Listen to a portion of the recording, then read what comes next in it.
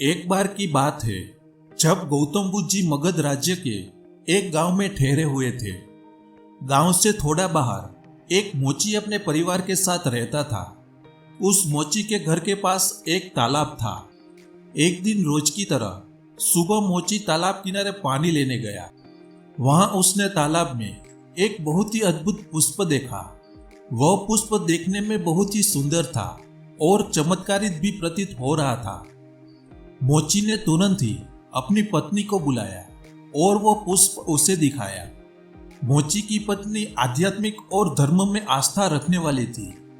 वह पुष्प को देखते ही समझ गई कि जरूर कल यहाँ से गौतम बुद्ध जी गुजरे होंगे। उन्हीं के प्रताप से यह पुष्प खिला है। पुष्प को चमत्कारिक मानकर मोची ने एक योजना बनाई। उसने अपनी योजना के बारे में पत्नी को बताया कि वह इस पुष्प को राजा को देगा और उनसे खूब सारी स्वर्ण मुद्राएं लेगा। उसकी पत्नी ने भी सोचा कि यह पुष्प उनके किसी काम का नहीं है, इसे राजा को ही दे दो, कम से कम कुछ कमाई तो होगी। पत्नी की सहमति के बाद मोची राजमहल की ओर निकल गया। राजमहल के रास्ते में उसे एक व्यापारी मिलता है। मोची के हाथ में पुष्प देखकर वह रुक जाता है। वह मोची से पूछता है कि भाई ये पुष्प लेकर कहाँ जा रहे हो? मोची कहता है कि मैं ये पुष्प लेकर राजा के पास जा रहा हूँ। इसे राजा को भेंट करके मैं राजा से मुंह मांगा इनाम लूंगा।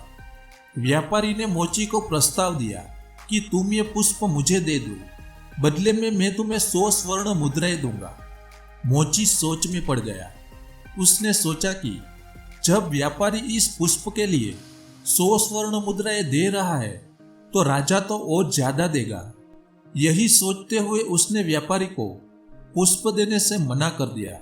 थोड़ा आगे चला ही था कि उसे रास्ते में राजा आते हुए नजर आए, जो गौतम बुद्ध के दर्शन के लिए जा रहे थे।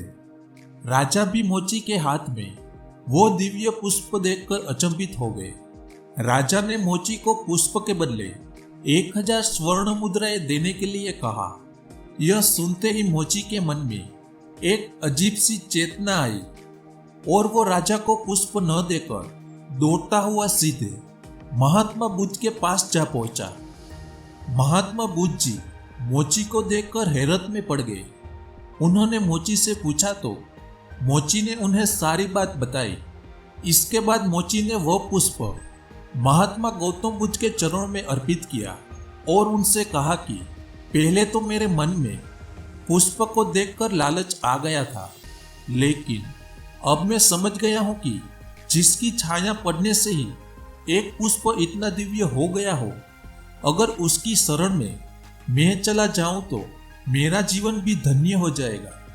इसके बाद वह आजीवन महात्मा गौतम बुद्ध का शिष्य बनकर रहा।